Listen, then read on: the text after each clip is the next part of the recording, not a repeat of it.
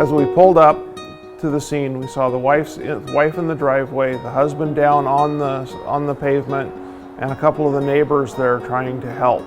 He went through a couple different rhythms in his heart. We threw the box at him. We did everything for each rhythm that we could.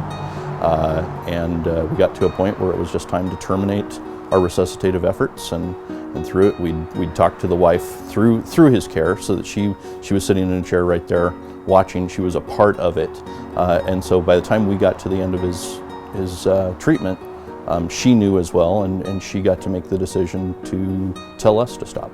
Vehicles all over every place, and this poor lady, the wife of the man, was standing there just kind of looking lost, like she didn't, wasn't real yet.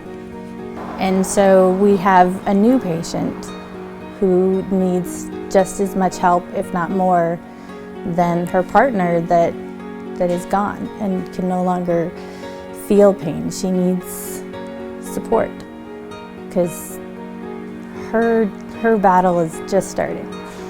I went over and just held her hand. She was sitting there alone, and no one, after being married 44 years, should be sitting alone looking at her husband. So I just held her hands, and she just talked about her daughter, and I just let her talk and do what she needed to do. He was working on moving some bark dust. So we figured, well, we'll just finish the job. So we cleaned the driveway up, took the bark dust and dumped it where it should go, and kind of straightened up a little bit, and just to help her out, so she doesn't have that sitting there unfinished.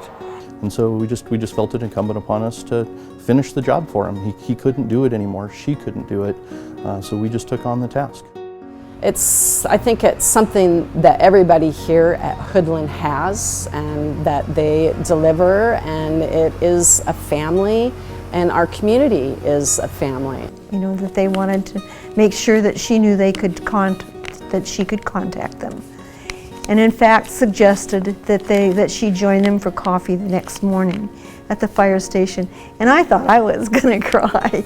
They are so sweet and so caring in their community that I can't say enough about them. And for this woman, when her husband died, they took what was a horrible event in her life, and when she replays it and tells people, instead of stopping with this trauma, she's going to be able to end the story now with, and these people stayed with me and helped me make a good decision, and then they finished my yard work, and then they invited me for coffee the next day.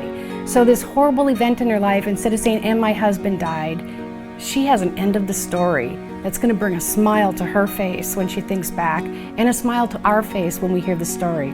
So going above and beyond the call of duty for making one sad story a little bit brighter, the Trauma Intervention Program wants to recognize Hoodland Fire District with a Good Samaritan Award.